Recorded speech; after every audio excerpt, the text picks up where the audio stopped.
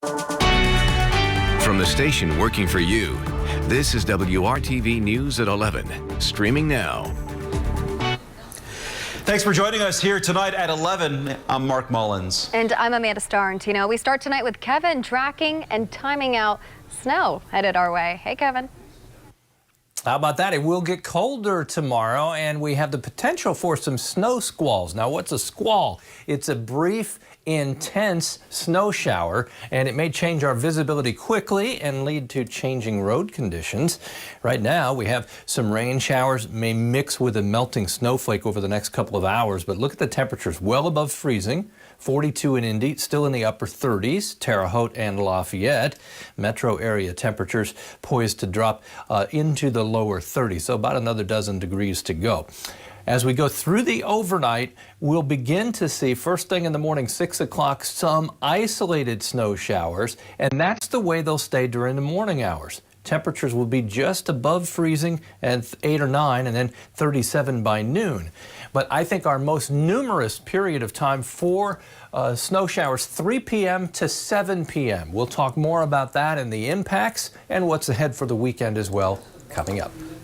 We'll see you in a few minutes. Kevin, thank you. Now to the latest on the COVID crisis. Nearly 239,000 people in Indiana have received the first dose of the vaccine.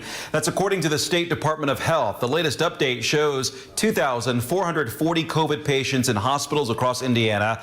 That number has been steadily going down for a week. More than 4,400 new positive cases were reported yesterday, and the department is reporting 40 new deaths, bringing the total COVID death toll in the state to 8,830. And many Hoosiers are sharing the names, faces, and stories of their loved ones who have died from COVID-19.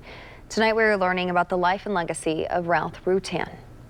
He would sit there, and if you would ask about, you know, how did God create or tithing or anything like that, Dad would automatically pull out his book and say, well, here's the scripture. Christopher Rutan says his father was a religious man who enjoyed gospel music, playing guitar, and studying the Bible. Rutan says his dad had COVID-19 twice. In July, he tested positive for the virus and recovered. But when he got sick in November, it was more serious. He was able to spend Christmas out of the hospital with his family before dying on December 28th. I think that's the last thing he really wanted to do, was see his family. I knew my mom went to heaven, I knew he went to heaven, and I knew they were together, and that's what he wanted. Rutan says his parents were married for 58 years. He now lives in their home in Columbus with his father's dog. If you lost a loved one to COVID-19 and would like to share their story, contact us at facesofcovid@WRTV.com. A new forecast from the CDC predicts the U.S. death toll could rise to 477,000 people in around 3 weeks. ABC's Ramina Puga reports tonight President-elect Joe Biden honored the lives lost and announced his plan to fight the pandemic. Thursday night, President-elect Joe Biden addressed the country, starting off by mourning the hundreds of thousands of lives lost to COVID-19. Countless families and friends left behind with unrelenting grief and guilt, anger and frustration. And the emptiness felt by the loss of life is compounded by the loss of our way of life. Biden laying out his $1.9 trillion COVID rescue plan. Tonight, I'll lay out my first step, the American Rescue Plan, that will tackle the pandemic and get direct financial assistance and relief to Americans who need it the most. Next month, my first appearance before a joint session of Congress, I will lay out my Build Back Better recovery plan. Biden's plan, among other things, would provide an extra $1,400 in direct payments to most Americans on top of the $600 checks many just received. Also, $130 billion to help schools reopen safely and $160 billion to create a national vaccine program and boost testing. Yet, help can't come soon enough. In Los Angeles County, one person is dying of COVID every 6 minutes. In San Jose, a funeral service says demand is triple what it normally would be. The county health department is taking a little bit longer than usual with processing death certificates so we can't even get the permits. From California to New York, mass vaccination sites struggling to meet the demand. Phone lines jammed, websites crashing. It has been really frustrating because there's nowhere to turn. There's no options, no matter how smart you are. And that UK variant now confirmed in at least 13 states. Experts say it is not more deadly, but it is likely more contagious. Romina Puga, ABC News, Los Angeles. WRTV continues to get answers to your questions about the unemployment system. A spokesperson with the Department of Workforce Development tells us people who are eligible for payments through the Pandemic Unemployment Assistance Program will start getting paid by the end of the month. We are told those benefits will be retroactive to January 2nd. Daycare is a lifeline for many working parents, especially during this time when having older relatives babysit can be risky. But many childcare facilities are having a hard time staying open. A new website called Indiana Early Learning Hub is helping support and strengthen childcare operations across the state. It's a one-stop shop to resources that can help with things like budgeting, hiring, and even discounts on supplies. Sybil Stanton is the director of the Vine Early Learning Center in Northeast Indiana. She says this type of assistance ultimately serves kids and families. Kids need us and they're vulnerable. And it is about the hub, but it's not, because if we're giving good instruction and we're organizing our facilities so that we can best serve the kids and ultimately the parents and then the community, it's not just affecting the kids. The IU School of Medicine is partnering with the hub to help 12 child care centers. A federal agency is investigating how Indiana schools treat students with disabilities. This comes about 5 months after WRTV Investigates introduced you to Greg and Aaron Daig. They filed a formal complaint to get their disabled son, Dylan, back to in-person classes in the Hamilton Southeastern School District. In a letter issued this week, the U.S. Department of Education Office for Civil Rights says it is concerned that the Indiana DOE has failed to provide a free, appropriate public education to each qualified student with a disability. The office included a link to media coverage about the Daigs in the letter. WRTV Investigates reported last month the family reached a resolution with HSE, and Dylan is back to learning in person. The Daigs attorney says the federal investigation should send a message to other school districts. You can read much more about the federal investigation by clicking on this story in the WRTV app.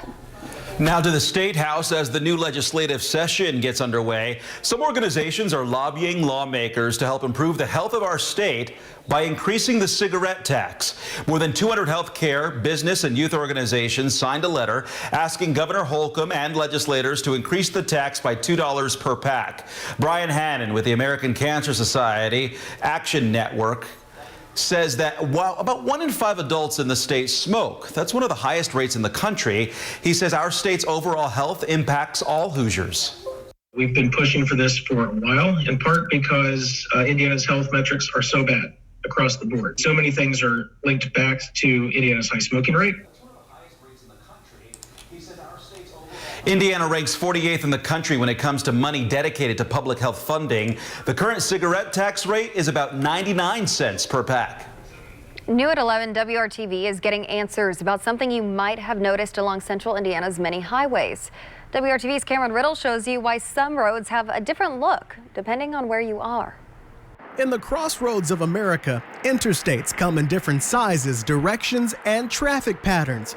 But do some central Indiana roads come with a fancier feel in certain parts of town? If you're a South Side resident or even an East Side or Southwest Side resident, it's pretty standard stuff. But when you go up to the North Side, the artistic feel that's behind that and the architectural renderings and the way it looks is a lot more beautiful. Indianapolis resident Zach Huffman lives on the south side of the city, the same area where the I-69 connection to Evansville is being built. He's hoping some of the artistic beauty that marks cities like Fishers and Martinsville would make its way into Marion County. Indianapolis is the crossroads of America. It would be amazing to see all of the overpasses, all of the city areas, especially in Marion County and here in Indianapolis, to look beautiful and have some sort of decoration to them, something that makes the city inviting make the city look good. If you ask Huffman, the north side of Indianapolis gets extra care, while other parts of town get the short end of the stick from INDOT. But INDOT says that's not the case. A spokesperson says while INDOT is a state agency, each county gives input on what kind of decor they want on the interstate, and Marion County opted for a standard uniform look, which is why that signature decor is only seen outside of the county line. A spokesperson for Indianapolis DPW says the county prefers less decorative frills because while the interstate is run by INDOT, the optional decorations and maintenance are often paid for by the local county. While understanding the financials, the Southsider would like to see some of that style from north of Indianapolis make its way to his backyard. There is a different feel to that than the I-65, I-465 interchange. That's like, hey, we've got you a new bridge, it looks good. 31 and 465, it's, hey, here's a new bridge and we jazzed it up a little bit for you too, so it looks good. Cameron Riddle, WRTV. In the case of I-69, the window for hearing public comment on the design of the project has closed. DPW encourages residents to stay involved and give their public input during the design stages of road projects. And basically they said, we wanted to let you know that somebody has filed unemployment under your name. Coming up, you could become a victim of an unemployment scam without even knowing it. How this growing fraud can impact anyone. IU and Purdue had played 215 times against one another before tonight, but none of them were quite like this. I'm Brett Brown in Bloomington. We'll have a recap of the Boilermakers and the Hoosiers coming up. Never rests. Literally thousands and thousands of men and women in uniform that are going to make it possible for us to have a safe inauguration. That's Vice President Mike Pence addressing National Guard troops in Washington, D.C. They've been called to D.C. amid ongoing threats related to Inauguration Day. The city is on high alert after last week's attack on the U.S. Capitol. Up to 20,000 Guard members are expected to be in place by next week. We told you a little earlier tonight, President-elect Joe Biden revealed plans for another round of economic relief once he takes office. The proposal includes $1,400 stimulus checks on top of the $600 payments that were part of the last relief package. But could the third round of checks be delayed by Trump's impeachment trial? Scripps reporter Joe St. George looks into that very question tonight. President-elect Biden, on paper, could pass another stimulus check bill by the end of the month. Have it in your account by early February. He has the votes, but passing any economic legislation takes some time, and an impeachment trial, well, takes time. Right now, Senator Mitch McConnell has indicated January 19th would be the earliest an impeachment trial could begin. President-elect Biden takes the oath of office on the 20th. Here's a look at the length of recent Senate impeachment trials. President Trump's 2020 trial lasted 21 days. President Clinton's 1999 trial, 37 days. There's no telling how long President Trump's latest impeachment trial will take, but it will likely be several weeks. After all, the president will have the right to defend himself. While President-elect Biden has the votes to pass another stimulus check economic relief bill with only Democrats and limited debate, Democrats on Capitol Hill are already indicating they want to negotiate some details. After all, after 4 years, they now have power. Stimulus negotiations, the country knows by now, requires time. And President-elect Biden has hinted he would like the Senate to do both at the same time, not spending all day just on impeachment. Can you go half day on dealing with the impeachment and half day getting my people nominated and confirmed in the Senate? So while another stimulus check is likely on the way, what's unclear is how fast it will arrive. It will likely run into some delays with this Senate impeachment trial. In Washington, I'm Joe St. George. Temperatures right now around central Indiana, hovering 40 degrees in Indy, upper 30s elsewhere. Will not be slick in the morning, but I think as we get into the afternoon hours, that's when we'll begin to see the greater impact from the snow showers. There are a few rain showers now, maybe a melting snowflake mixed in there just west of Indy. Those will kind of fade away tonight. Tomorrow afternoon, again, I think in this 3 to about 7 p.m. time frame is where we'll get some locally intense snow showers, reducing visibility, providing a quick cover on some roadways, despite the fact that temperatures will be above freezing. Sometimes you can just kind of overpower the warmer temperatures and warm ground. The wind out of the south will be 10 to 20, so that's one of the factors that will be in play with reducing visibilities when we do get these snow showers.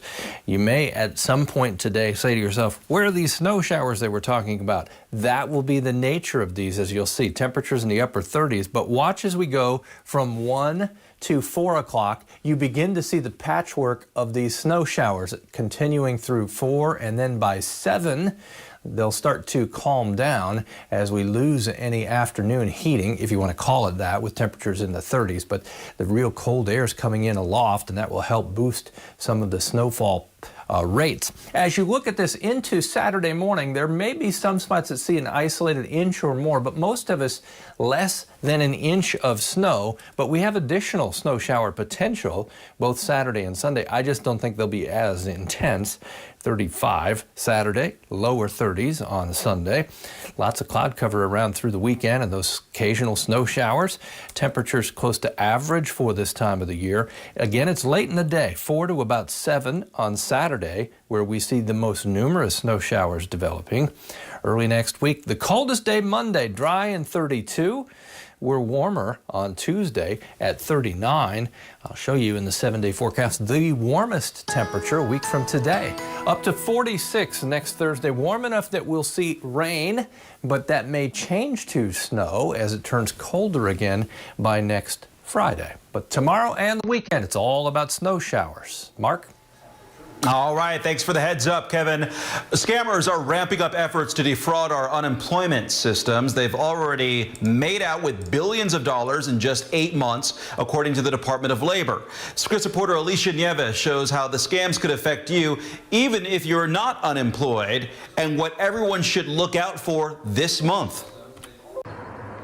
While millions of Americans have lost their job during this pandemic, Corey Hanza, a senior marketing director, is fortunate to have maintained his. However, so back on December 23rd, I woke up and I got a very odd email from my HR department. And basically they said, we wanted to let you know that somebody has filed unemployment under your name. Hanza pays for identity theft alerts and protections, and still someone was able to steal his information and file an unemployment claim in his name. And before he could figure out what to do, they sent me a credit card already with a debit ability to get money. And I'm like, what are you doing? Eventually, he learned the state of Colorado, where he lives, and almost every state now, has set up a page on its unemployment website with details about how to report this fraud. I went through all those different steps, contacting my local police department, going on the IRS website. There's no exact number of how many people have had their identities stolen by these recent scams, but the Department of Labor has identified this number. 36 billion.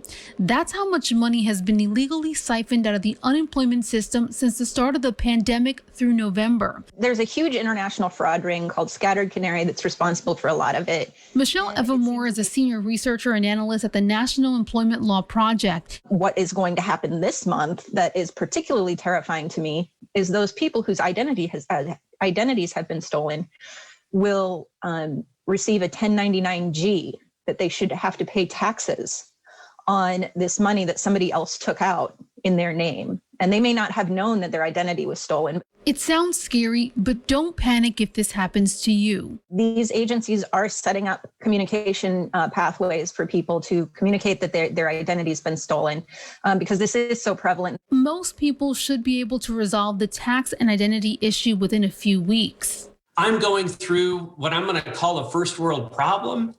But some other people are going through a lot worse. Some, like Hanza, worry more about how these scammers are affecting those who actually have lost their jobs. In the most recent relief bill, now every single state has to have another step of identity verification in order for people to get benefits. And as we know, any hurdle to benefits is going to disclude people. At the very least, the requirement is meaning some have to wait longer for benefits they desperately need now. I'm Alicia Nieves reporting. Follow us on social media.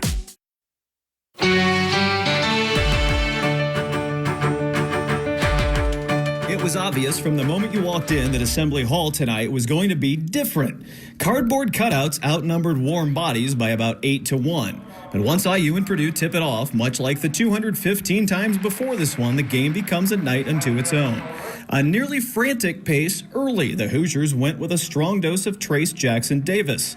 He scored 8 of their first 10 points, had to sit midway through the first half with foul trouble, though, did not play the final 9 minutes. Purdue was building a lead with some great outside shooting. They hit 6 of their first 7 shots from three-point range. Jaden Ivey's triple gave them a 29-17 advantage and forced an Indiana timeout. All of our players, all of our guards were just able to get in the rhythm. It started, in the first half, we were able to, get to the basket and, get those easy threes. And we just got into a rhythm. We had sets that we knew we were going to run against them. And then, Coach Schurz threw some other sets in there that we just executed. And we knew we had to do that to win today. Armand Franklin back in the lineup for IU hit a runner at the halftime buzzer. He fouled out but finished the game with 14 points, but a boost for the Hoosiers, who trailed by 4 at the break. It's not a fun thing, losing to a team that many times in a row gets kind of old, And we wanted to be the team to, change the culture about it and rewrite the story. We wanted to do that tonight, but unfortunately, we didn't make enough plays. They hit enough shots. Jackson Davis got back in action and kept the offense churning for IU. Another basket with a foul kept Indiana within 1 possession. Trace finished with a game-high 25 points. The second half saw Trevion Williams show why he's one of the Big Ten's premier players. Time and time again, the Boilers got it to their big man. The lead went from 3 to 8 to 10. Williams ended up with a 22-point, 10-rebound game. We just kept it simple. I got in the post. If they don't double, I score. That's coach's rule. When you're one-on-one, you score. The more I keep it simple and get to my move, more it opens the pass for other players. Once again, it felt like Purdue outplayed IU, 81-69 when it was all done, as they continued their now 5-year dominance in this rivalry. You face good defensive teams, which Michigan State is, and obviously Indiana is, but you're not going to get a lot of cracks at it. But when you do, you got to be ready to shoot the ball. And I thought tonight, our guys stepped up and got some openings and had some execution on our sets and made shots. We had no answer. We couldn't really get it, other than maybe one stretch with about the last 8 minutes of the first half where I thought our ball pressure got up. We created some deflections, started to get back in the game that way. But for a good portion of this game, our offense scored. And, at the end of the day, we just could not get stops. The win is Purdue's 8th straight in this series. In the long history between these two teams, they've only done that twice previously. It's their 5th straight win here in Bloomington. The last time they did that was 1923. The teams will have the return meeting on March 6th in West Lafayette. At Assembly Hall in Bloomington, Brad Brown, WRTV Sports. Galleries, live life comfortably. We're more than 10 inches behind as far as average snowfall so far this winter. We may see some snow showers, especially 3 to 7 o'clock tomorrow. Visibility in some of the heavier snow showers will diminish to a quarter mile, maybe less in some spots, and watch for quickly changing road conditions. There we go. Afternoon into early evening, the most likely time for the snow showers. Mark and Amanda? Thank you, Kevin, and thank you for making WRTV your choice for news. Good night.